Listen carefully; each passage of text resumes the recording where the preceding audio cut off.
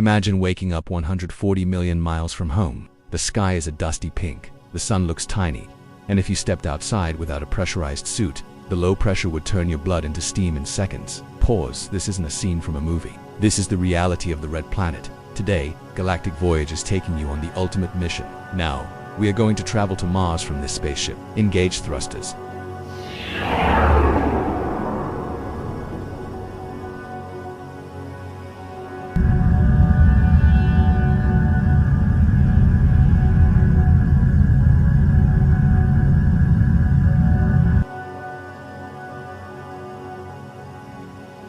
For 4,000 years, Mars was a god of war and mystery. The ancient Egyptians called it the Red One in the 1800s. Astronomers thought they saw canals built by an alien civilization, but when the first probes reached Mars in the 1960s, the dream died. We found a cold, cratered desert. Pause, however. As we speak in January 2026, the mystery has returned. Just days ago, new evidence revealed that an ancient ocean, the size of Earth's Arctic, once covered half the planet. Mars wasn't always a desert, it was a water world. So, what happened? And can we bring it back to life?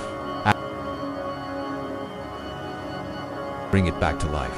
Asterisk as our spaceship enters the Martian atmosphere, look out the window. You'll see Valles Marineris, a canyon that would stretch across the entire United States. But don't be fooled by the view. Mars is a world of extremes. The air is 95% carbon dioxide, poisonous to humans. The pressure is less than 1% of Earth's pores, and the temperature, it's a deep freezer. While a summer day might reach 70 degrees, the nights drop to a bone-chilling -100, even worse. The soil is filled with toxic chemicals called perc. On Mars, every step you take is a battle against a planet that wants to kill you. Asterisk, even inside our high-tech habitats, our bodies will change. Mars has only 38% of Earth's gravity. It sounds fun to jump like a superhero, but without Earth's pull, your bones will become brittle and your heart will actually shrink.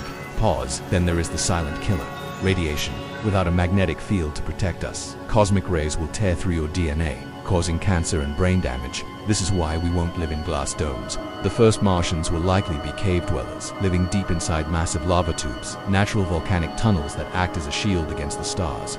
Asterisk, we are closer than ever. Right now, in January 2026, NASA is rolling the massive Artemis II rocket to the launch pad in Florida, preparing to send humans back to the moon as a stepping stone to Mars. Meanwhile, SpaceX is preparing 5 uncrewed Starships to launch during the next Mars window. Pause, we've already proven we can make air there. The MOXIE device on the Perseverance rover has successfully turned Martian CO2 into breathable oxygen. We are no longer asking if we can go. We are asking, who will be the first to stay? Asterisk, Mars is the greatest challenge in human history. It is a toxic, frozen wasteland, but it is also a world of ancient oceans and future dreams. Would you take a one-way ticket to live in a Martian cave for the glory of exploration? Let us know in the comments below. Pause, thank you for joining this mission on Galactic Voyage. Subscribe to our channel and keep your eyes on the stars. We'll see you on the next journey.